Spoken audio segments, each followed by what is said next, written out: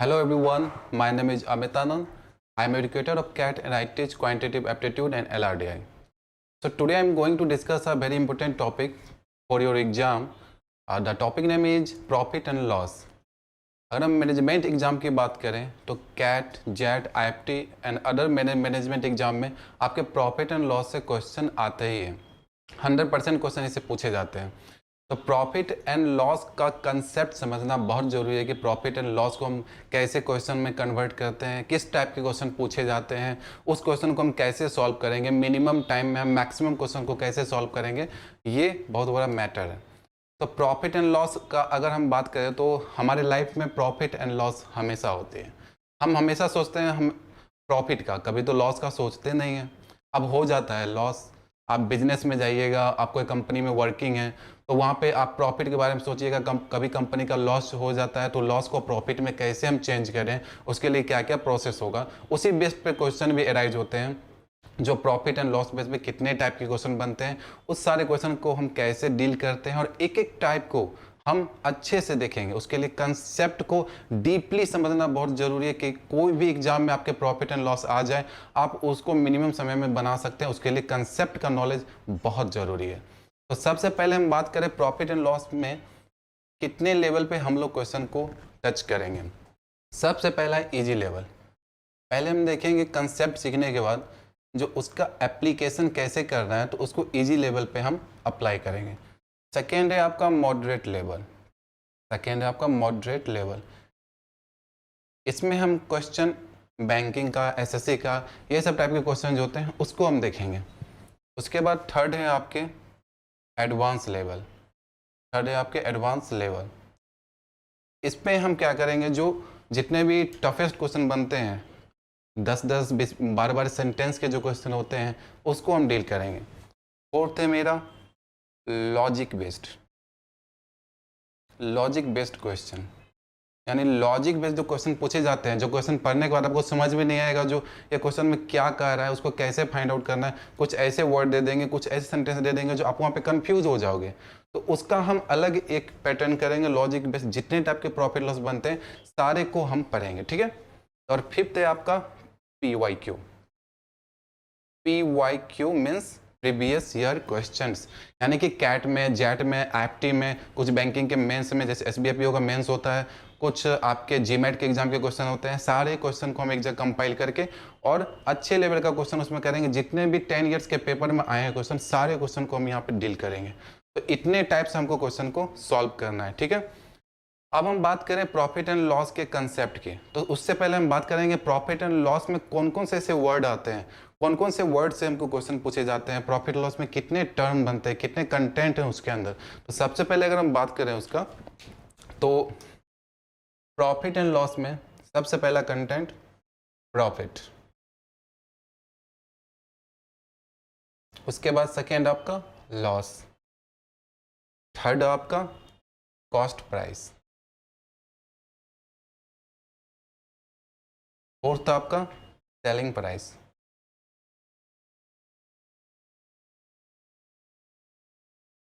Fifth में क्या आता है, फिफ्थ में आते हैं आपके डिस्काउंट, उसके बाद क्या आते हैं मार्क प्राइस,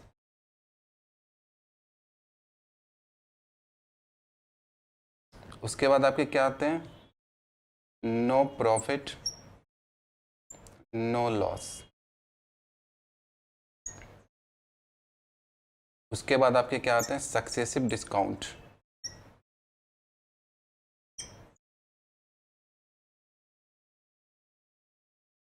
ठीक है। तो इतने टाइप के आपके क्वेश्चन एग्जाम में अराइज होते हैं। या तो आपको प्रॉफिट निकालने के लिए पूछता है, या आपको लॉस निकालने के लिए पूछा जाता है, या आपको कॉस्ट प्राइस बताइए, सेलिंग प्राइस बताइए, डिस्काउंट बताइए, मार्क प्राइस बताइए, नो प्रॉफिट नो लॉस का सिचुएशन में क्वेश्चन पूछे जाते हैं, और सक्सेसिव डिस्काउंट, इस टाइप के क्वेश्चन पूछे जाते हैं। इसी में पहले प्रॉफिट बेस्ड कितने टाइप के क्वेश्चन बनते हैं, लॉस बेस्ड कितने टाइप के क्वेश्चन बनते हैं, इसके बेसिस पे सबका इंडिविजुअल हम पढ़ेंगे, फिर सबका कॉम्बिनेशन पढ़ेंगे, यानी कि profit loss cost price selling price discount मिला के एक क्वेश्चन बनाएगा। तो हाई लेवल के क्वेश्चन ऐसे बनते हैं। अगर आपको एक एक टर्म का मीनिंग पता है तो आप क्वेश्चन को सॉल्व कर सकते हैं, ठीक है। अब सबसे पहले हम बात करें कॉस्ट प्राइस का। What is a cost price. आप दुकान जाते हो, दुकान में आप कोई भी चीज़ पसंद आया तो उसको हम खरीद लेते हैं, ठीक है। तो दुकानदार मान लीजिए उस वस्तु का कीमत, उस ऑब्जेक्ट का कीमत 100 रुपीज़ है, आप उसको बाई कर लेते हैं, ठीक। बाई कर लिए तो वो जो 100 रुपीज़ दुकान को पे किए हैं आप, तो वो आपका है कॉस्ट प्राइस। यानी कि जिस भी कीमत पे, जो भी वस्तु का कीमत है, उस कीमत पे हम किसी चीज़ को खरीदते हैं, जितना भी हम पे करते हैं शॉपकीपर को, that's called as cost price. यानी कि आपका कॉस्ट कितना लगा उस चीज़ को बाई करने में। तो आपका कॉस्ट 100 रुपीज़ है, तो 100 रुपीज़ अगर लगा तो उसको कहते हैं कॉस्ट प्राइस। इसको कहते हैं परचेजिंग प्राइस। सेकेंड नाम से हम क्या जानते हैं इसको, परचेजिंग प्राइस। यानी कि ये भी हम इसको कह सकते हैं, ठीक है। जितना कॉस्ट पे आप परचेज करते हो, दैट्स कॉल्ड परचेजिंग प्राइस। समझ गए। सेलिंग प्राइस क्या होता है, हम उस वस्तु को खरीद के लाए 100 रुपया में, अब हम उसको कुछ प्रॉफिट लेके सेल करेंगे। ऑफकोर्स आप लॉस तो सहोगे नहीं, प्रॉफिट लेके ही आप उसको सेल कीजिएगा। तो 100 रुपया पे अगर 100 रुपया में हम बाई किए, that is a cost price for me. अगर उस पर 10 रुपया का प्रॉफिट लेके हम सेल किए, यानी कि 110 रुपया हम उसको सेल किए, तो that's called selling price. Okay. कभी कभी वो ऑब्जेक्ट नहीं सेल हो रहा है तो 10 रुपया का लॉस सह के भी हम सेल कर लेते हैं। तो आपका लॉस हुआ, प्रॉफिट हुआ, लेकिन आप किए तो सेल। अगर 100 रुपया का ऑब्जेक्ट को 10 रुपया ज़्यादा में सेल कर रहे हैं तो वो भी सेलिंग प्राइस है। 10 रुपया कम में सेल कर रहे हैं तो वो भी आपका सेलिंग प्राइस है। आपका प्रॉफिट हुआ, लॉस हुआ, लेकिन कर तो सेल रहे हैं ना, तो वो आपका सेलिंग प्राइस हो गया। तो ये हो गया आपके सेलिंग प्राइस, ठीक है। अब अगर हम बात करें थर्ड, प्रॉफिट का, आपको प्रॉफिट कब होगा, आप बताएं। जो आपको प्रॉफिट चाहिए, तो जितना में कोई भी ऑब्जेक्ट को खरीदे हैं उससे ज़्यादा कॉस्ट पे उसको सेल कीजिएगा तभी तो प्रॉफिट होगा। उससे कम पे कीजिएगा तो लॉस हो जाएगा ना। यानी कि सेलिंग प्राइस जो है उसका जो कीमत है कॉस्ट प्राइस से ज़्यादा होना चाहिए, तभी हम प्रॉफिट कह सकते हैं। तो प्रॉफिट का मतलब क्या है, सेलिंग प्राइस जो होगा वो ग्रेटर होगा किससे, सीपी से। मान लीजिए 100 रुपया की कोई चीज़ आप खरीद के लाए हो, अब उसको 120 में सेल कर रहे हैं, तो आपको 20 रुपया का प्रॉफिट होगा। उसके लिए कब होगा, जब सेलिंग प्राइस आपका मोर होगा किससे, कॉस्ट प्राइस से, तभी तो आप सेल कर पाएंगे उस वस्तु को, ठीक। इसमें हम कहते हैं प्रॉफिट इक्वल टू क्या हो जाता है आपका, सेलिंग प्राइस माइनस सीपी। यानी एसपी में सीपी को माइनस कीजिएगा तो आपके आ जाएंगे प्रॉफिट। ओके। लॉस की बात करें, यानी 100 रुपया का कोई ऑब्जेक्ट है, उसको आप बाय किए, अब उसको वो सेल ही नहीं हो रहा है मार्केट में, तो आप कहिएगा जो आपको तो सेल करना है, रखा रखा तो प्रोडक्ट खराब हो जाएगा, तो आप चलो 20 रुपया का लॉस सह के सेल कर लो। यानी कि वहाँ पर क्या हो जाता है, सेलिंग प्राइस लेस हो जाता है किससे, कॉस्ट प्राइस से। कॉस्ट प्राइस ग्रेटर हो जाते हैं वहाँ पे सेलिंग प्राइस से, क्योंकि आपको लॉस होगा तो कॉस्ट प्राइस से कम कीमत पे बेचिएगा तभी तो लॉस होगा ना। यानी कि CP is greater than SP हो जाता है, यहाँ पे CP is greater than SP हो जाते हैं। यानी कि हम कह सकते हैं CP minus SP is called a loss, ठीक है। अगर लॉस निकालना है तो सीपी में एसपी को माइनस करना है, प्रॉफिट निकालना है तो एसपी में सीपी को माइनस करना है, ठीक है। अब नो प्रॉफिट नो लॉस होता है यहाँ पे। नो प्रॉफिट नो लॉस का मतलब क्या हुआ, 100 रुपया में कोई ऑब्जेक्ट खरीद के आप लाए हो और 100 रुपया में ही सेल कर दिए, क्या आपको प्रॉफिट हुआ, नहीं हुआ। क्या आपको लॉस हुआ, नहीं हुआ। यानी कि जितना में आप कोई वस्तु को खरीद के लाए हो उतना ही में आप उस वस्तु को सेल कर रहे हो। यानी कि ना तो आपको प्रॉफिट हुआ ना ही लॉस हुआ, क्योंकि जिस कॉस्ट पे आप खरीद के ला रहे हो उसी कॉस्ट पे आप दूसरे को सेल कर रहे हो। यानी यहाँ पे क्या हो जाएगा, सीपी इक्वल टू एसपी। यानी कि जितना में आप लाए उतना में ही उस वस्तु को सेल कर दिए, that's called no profit no loss. तो आप प्रॉफिट क्या होता है समझ गए, लॉस क्या होता है, कॉस्ट प्राइस क्या होते हैं, सेलिंग प्राइस क्या होते हैं, नो प्रॉफिट नो लॉस क्या होता है। अब डिस्काउंट है, मार्क प्राइस है। मार्क प्राइस क्या होता है, कोई भी वस्तु पे कोई भी चीज़ खरीदने जाते हैं, जैसे हॉर्लिक्स है या कोई भी चीज़ हम खरीदने जा रहे हैं, उस पर एक कॉस्ट लिखा रहता है 200 250। उसके बाद उस पर क्या किया जाता है, आपको कुछ डिस्काउंट दे दिया जाता है। चलिए 250 का वस्तु है तो आप उस पर 10 रुपया का आपको डिस्काउंट मिल गया, तो 240 में आप खरीदे हैं।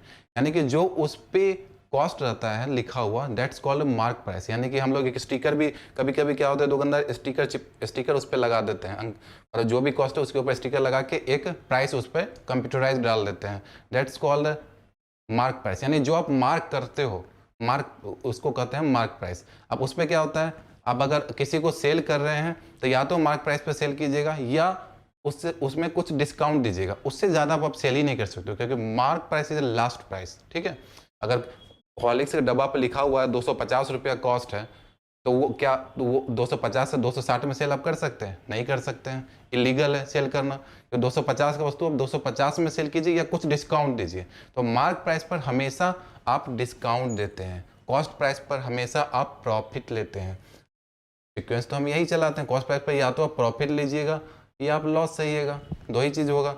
अब मार्क प्राइस पर हमेशा आप डिस्काउंट ही देते हैं, यहाँ पे प्रॉफिट लॉस का कंडीशन नहीं होता है। मार्क प्राइस पर हमेशा आप डिस्काउंट देते हैं, यानी 100 रुपये पर कितना का डिस्काउंट दिए, कितना % आप डिस्काउंट दिए, that's called mark price. Profit calculate करते हैं तो हम कॉस्ट प्राइस पे कैलकुलेट करते हैं, लॉस कैलकुलेट करते हैं तो कॉस्ट प्राइस पे कैलकुलेट करते हैं। लेकिन जब भी हम मार्क प्राइस को कैलकुलेट करते हैं तो वो डिस्काउंट पे कैलकुलेट करते हैं। ठीक है, या डिस्काउंट को कैलकुलेट करते हैं तो मार्क प्राइस पे कैलकुलेट करते हैं। यहाँ तक टर्म समझ में आ गया?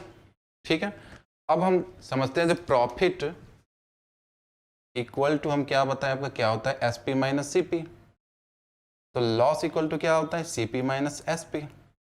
अब यही बात करें, ये तो आपका वैल्यूम देगा, जो 100 रुपया का वस्तु है उसको हम 120 रुपये हम सेल किए, तो प्रॉफिट बताइए, तो डायरेक्ट आप 120 माइनस 100 यानी कि 20 रुपये का प्रॉफिट हुआ। लेकिन अगर परसेंटेज में पूछे प्रॉफिट परसेंटेज बताइए, तो प्रॉफिट परसेंटेज यानी कि आपको कोई भी चीज़ कैलकुलेट करते हो, या तो आप लॉस कैलकुलेट कीजिए या प्रॉफिट कैलकुलेट कीजिए, तो उसको आप क्या चीज़ पे कैलकुलेट करते हो, सीपी पे, जो बस जिस पे आप उस ऑब्जेक्ट को खरीद के लाए हैं उसी पर तो आप उसका डिसाइड कीजिएगा हमको कितना का प्रॉफिट लेना है या हमको कितना लॉस सहना है। तो यानी कि प्रॉफिट परसेंटेज इक्वल टू क्या होगा, प्रॉफिट बाय सीपी इंटू 100।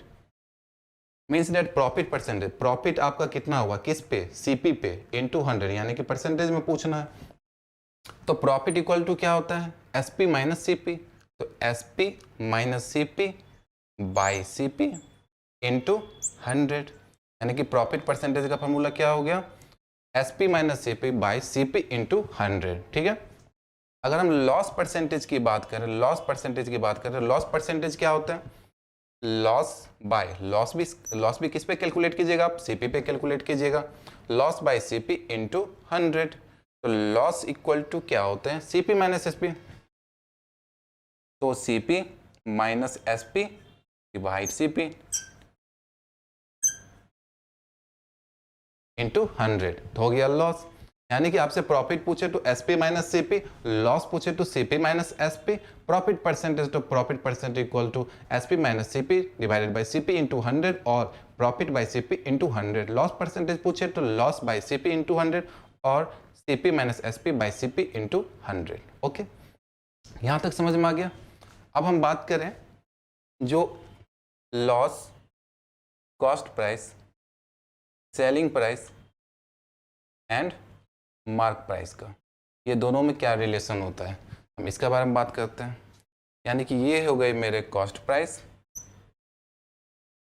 ये हो गए मेरे सेलिंग प्राइस, और ये हो गए मेरे मार्क प्राइस।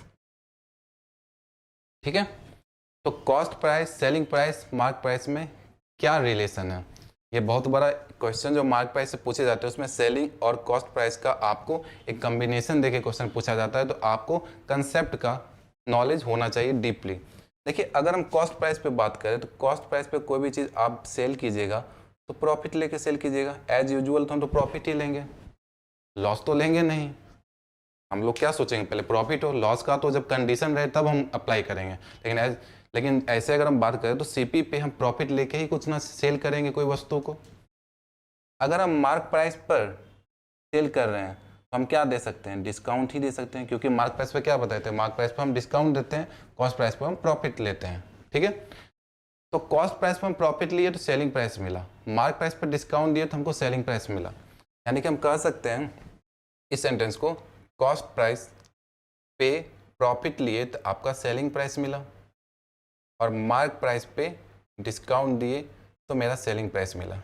यानी कि दोनों RHS इक्वल है, तो ये भी इक्वल हो जाएंगे, CP plus profit equal to mark price minus discount. तो profit plus discount equal to mark price minus CP. यानी कि रिलेशन क्या बना, प्रॉफिट, डिस्काउंट और मार्क प्राइस सीपी में, profit and sum of profit and discount equal to difference between mark price and CP, यानी कि mark price और CP के बीच का जो डिफरेंस होता है वो इक्वल होता है प्रॉफिट प्लस डिस्काउंट के। प्रॉफिट किस पे? सीपी पे। मार्क प्राइस किस पे? डिस्काउंट पे। ओके, अब हम बात कर रहे हैं जो ये तो आपका वैल्यू में दे देगा, तब आप ये लगाओगे, लेकिन आपको ये परसेंटेज में कर दे, यानी कि ये बात को कह दे सीपी पे हम कुछ परसेंटेज P% का प्रॉफिट लिए और MP पे हम D% का डिस्काउंट दिए। ये है जब वैल्यू दे तब आपको 100 रुपया 200 रुपया डिस्काउंट दे रहे हो, 10 रुपया 20 रुपया जो भी प्रॉफिट ले रहे हो, लेकिन परसेंटेज में अगर बात करें जो 100 रुपया का वस्तु है उस पर 20% का प्रॉफिट लिए, मार्क प्राइस इतना था, उस पर 25% 30% का डिस्काउंट दिए। तो जब परसेंटेज में बात करें तो परसेंटेज में हम बात करेंगे, यानी कि सीपी पे आप P% का प्रॉफिट ले रहे हैं तब सेलिंग प्राइस है, यानी कि हम लिखेंगे यहाँ पे CP into 100 plus P% equal to SP का हो जाएगा। 100 क्यों लगाते हैं? क्योंकि CP अपने आप में 100% होगा। 100% पे आप 10% का प्रॉफिट लिए, यानी कि 110% पे बेचे। 110% किसका? CP का। CP का 110% इक्वल टू आपका SP का आ जाएगा। सेम एज मार्क प्राइस है यहाँ पे, तो मार्क प्राइस पे 100 माइनस D% का आप डिस्काउंट दिए तब आपका SP हुआ, यानी कि मार्क प्राइस पे जो भी होगा कॉस्ट अपने आप में 100% होगा। 100% पे आप मान लीजिए 20% का डिस्काउंट देते हैं, तो 100 पे 20 का डिस्काउंट दिया, यानी कि 80% पे सेल किए। तो 80% पे किसके सेल किए? मार्क प्राइस के, यानी कि मार्क प्राइस के 80% पर अगर आप सेल कर रहे हो तो आप सेलिंग प्राइस हो गया। अब यहाँ भी दोनों इक्वल हो गया, तो इसको हम कैसे लिखेंगे? CP इंटू 100 प्लस P%, ये इक्वल हो जाएगा किसके? MP into 100 minus D%। Percentage से परसेंटेज कट गया। अब देखिए CP और MP का रेशियो क्या आएगा? CP और MP का रेशियो क्या आएगा? तो हो जाएंगे आपके 100 माइनस D अब बाय 100 प्लस P। ये आपके एक रिलेशन आ गया CP में MP में। कब? जब आपको परसेंटेज में दिया रहे तो CP by MP equal to 100 minus D by 100 plus P। जब आपको वैल्यू में दिया हो तो profit plus discount equal to MP minus CP। Okay, आपको ये नॉलेज होना चाहिए जो CP है MP है, तो कैसे हम कैलकुलेट कर रहे हैं, कैसे यहाँ पे हम सारे कंडीशन को ऐड किए हैं, कैसे हम डिस्काउंट दिए हैं, डिस्काउंट क्या होता है, प्रॉफिट क्या होता है, लॉस क्या होता है, ये सारा चीज़ हमको अच्छे से समझ में आना चाहिए। लेकिन जब हम क्वेश्चन पे अप्लाई करते हैं तो मान लीजिए हम कहें आपको जो CP मेरा यहाँ पे 100%, ठीक है, इस पे हम 10% का प्रॉफिट लिए, तो 10% का प्रॉफिट लिए तो आप सेल कीजिएगा। जब तक सेल नहीं कीजिएगा प्रॉफिट लीजिएगा कैसे? तो 110% में आप सेल किए, तो 110% में सेल किए, तो 110% को अगर हम फ्रैक्शन में लिखें तो कैसे लिख सकते हैं? 100 परसेंटेज को हटाएंगे तो 100 देंगे, 0 0 तो हो जाएंगे 11/10। यानी हम कह सकते हैं जो कॉस्ट प्राइस मेरा CP मेरा 10 था, सेल किए हम 11 में, तो प्रॉफिट कितने का हुआ? 1 यूनिट का। ये 1 यूनिट का प्रॉफिट हो गया, ठीक है। यानी CP आपका 10 यूनिट था, सेल किए आप 11 यूनिट में, 1 यूनिट का आपको प्रॉफिट हो गया, 1 यूनिट का प्रॉफिट हो गया। यानी कि आपको जब फ्रैक्शन में दिया जाए तो हम ऐसे करेंगे, यानी कि आपको डायरेक्ट कहा जाए जो 20% का प्रॉफिट हो रहा है, ठीक है, तो 20% का अगर प्रॉफिट हो रहा है यानी 1/5, ठीक है, 1/5, यानी कि 5 मेरा CP है, 5 मेरा CP है, उस पर 1 का प्रॉफिट हो रहा है, 1 का क्या हो रहा है? ये मेरा प्रॉफिट हो रहा है। तो 5 CP था मेरा 5 और 1 का प्रॉफिट हुआ, यानी 5 पे 1 का प्रॉफिट हुआ, तो सेल कितना में कीजिएगा? 6 में, ठीक है। तो ये मेरा CP हो गया, ये मेरा SP हो गया। तो हम फ्रैक्शन से परसेंटेज वैल्यू को अगर हम समझते हैं तो फ्रैक्शन से हम आसानी से उसको निकाल सकते हैं, एक एक वैल्यू को हम निकाल सकते हैं, ठीक है। आपको हम कहें जो 25% का आपको लॉस हो गया, ठीक है, 25% का लॉस हो गया तो 1/4 का लॉस हो गया। यानी नीचे का वैल्यू होता है आपका हमेशा कॉस्ट प्राइस, यानी कि लॉस और प्रॉफिट का बात करेंगे तो नीचे का वैल्यू होगा कॉस्ट प्राइस। तो 25% का लॉस हुआ है, तो लॉस हुआ है तो नीचे का वैल्यू CP हो गया। लॉस कितने का हुआ है?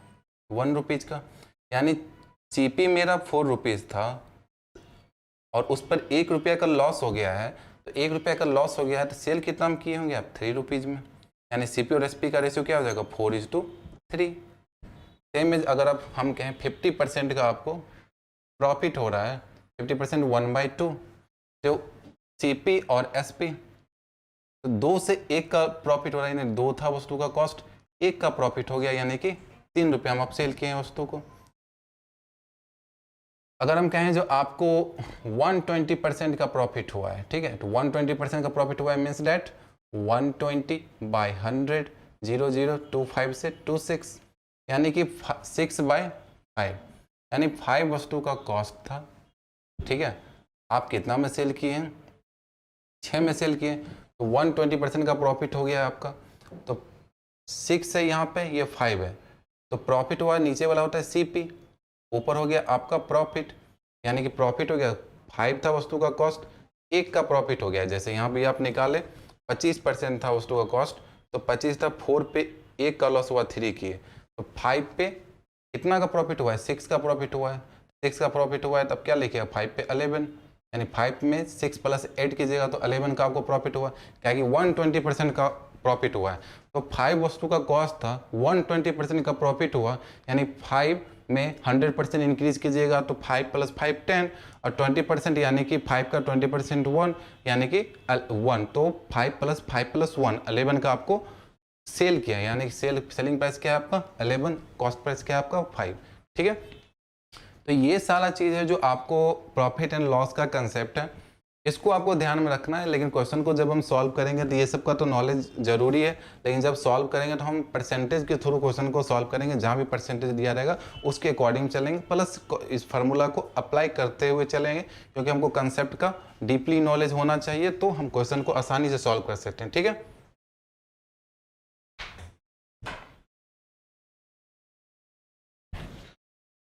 तो आपके सामने कुछ प्रॉफिट लॉस का बेसिक क्वेश्चन है। आपने अभी कंसेप्ट सीखा, जो कंसेप्ट में क्या क्या करते हैं, प्रॉफिट क्या होता है, लॉस क्या होता है, डिस्काउंट क्या होता है, यानी कि यहाँ पे अब मैंने बताया CP, SP और MP, ओके।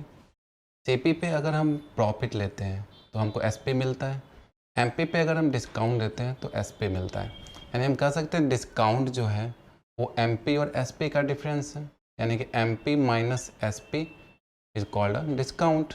अगर हम डिस्काउंट परसेंटेज की बात करें, डिस्काउंट परसेंटेज क्या होते हैं? डिस्काउंट बाय MP, क्योंकि प्रॉफिट और CP, प्रॉफिट एंड लॉस क्या होते हैं? हम CP पे कैलकुलेट करते हैं, और डिस्काउंट पर क्या होते हैं? आपके MP पे कैलकुलेट किए जाते हैं, यानी कि यहाँ पे MP होगा × 100, तो डिस्काउंट बराबर MP - SP, डिस्काउंट परसेंटेज, तो हम लिख सकते हैं discount percentage equal to MP - SP by MP × 100, okay.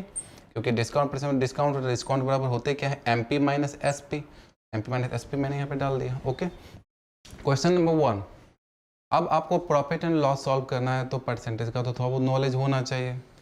तो SP है मेरा 1020, SP कितना है मेरा? क्वेश्चन नंबर 1 की बात करें, SP है मेरा 1020, इस पे आप प्रॉफिट कितना ले रहे हो? 27.5% का प्रॉफिट ले रहे हो। 27.5% का फ्रैक्शन वैल्यू क्या होता है? एकदम फास्ट में करना है। 27.5% का फ्रैक्शन क्या होता है? 27.5 डिवाइडेड बाय 100, 0.5 को हटाएंगे तो नीचे एक जीरो और इंक्रीज होगा, यानी 1000, तो 275 को 25 से डिवाइड करेंगे तो 11 टाइम्स, नीचे 1000 को डिवाइड करेंगे तो 14 टाइम्स, ओके। तो ये हो जाएंगे मेरे 11/40। कैसे किए? 270.27.5 परसेंटेज है, तो परसेंटेज के लिए नीचे 1/100 देते हैं, और अगर ये पॉइंट हटा है तो एक जीरो और यहाँ इंक्रीज होगा। 25 से ये 11 टाइम्स, और 25 से 100 को देखेंगे 4 टाइम्स, एक जीरो, तो 11/40 हो गया। अब आप सेल कर रहे हैं 1020 में, मैंने क्या बताया था? नीचे का जो वैल्यू होता है वो मेरा कॉस्ट प्राइस होता है, तो ये 40 मेरा क्या हो जाएगा? CP, और 11 क्या हो जाएगा मेरा? प्रॉफिट, यानी हम कहें जो SP आपका कितना हो जाएगा? SP मेरा हो जाएगा 40 + 11, यानी 40 पे +11 का प्रॉफिट हुआ, यानी कि सेलिंग प्राइस आपका क्या हो गया? 51, तो 51 यूनिट, 51 यूनिट, और सेलिंग प्राइस है कितना मेरा? 1020, यानी कितना टाइम्स है इसका? तो देखेंगे 51 का 2 टाइम्स होता है 102 और 0, यानी 51 का 20 टाइम्स है। हमसे क्या पूछा, सीपी बताइए, तो सीपी मेरा कितना यूनिट है, 40 यूनिट है। तो सीपी हमको निकालना है, तो 40 यूनिट इंटू 20, 40 यूनिट इंटू 20 यानी कितना आ जाएंगे 800, यानी 800 रुपये आपका क्या हो गया, सीपी हो गया। ठीक है, तो आप यहाँ पे आपको प्रॉफिट पूछा जाए कितना आया है, तो 11 यूनिट का प्रॉफिट हुआ है। एक यूनिट का दाम है कितना, 20 है, इसको 20 से मल्टीप्लाई कर दीजिए, तो 20 से मल्टीप्लाई कर देंगे 220। ठीक है, तो ये आपका हो जाएंगे प्रॉफिट। कुछ भी पूछे, अगर आपको कोई एक यूनिट का वैल्यू निकल गया तो आप बना सकते हैं। ठीक है, ये मेरा फर्स्ट क्वेश्चन था। सेकेंड क्या है मेरे पास, एसपी आपको दिया हुआ है 701.5। कैलकुलेशन पे पकड़ होना चाहिए, क्वेश्चन तो आसानी सॉल्व हो जाएंगे। कैलकुलेशन, स्पीड प्लस एक्यूरेसी, दो चीज़ चाहिए बस, और कंसेप्ट तो चाहिए ही, वो तो बिना उसके तो आप सॉल्व कर ही नहीं सकते हो ना। 23.33% सेलिंग प्राइस इतना है, लॉस इतना हो रहा है, तो सीपी कितना होगा। ठीक है, अब इसके लिए पहले हमको 23.33% का वैल्यू निकालना पड़ेगा। इसको हम कैसे निकाल सकते हैं, 50% प्लस 8.33%, 1 से लेके 16 तक का सारा परसेंटेज का वैल्यू आपको याद होना चाहिए। 50% का फ्रैक्शन वैल्यू कितना होता है, 3/20। 8.33% को हम क्या लिखते हैं, 1/12। इसका लेंगे एलसीएम तो 60, 12 से 3 टाइम्स 3 9 जा हो जाएगा ये, और 12 से 5 टाइम्स 5 1 जा 5, यानी कि 14/60। 2 से 7 टाइम्स, 2 से 30 टाइम्स, यानी कि फ्रैक्शन वैल्यू क्या है आपका 7/30।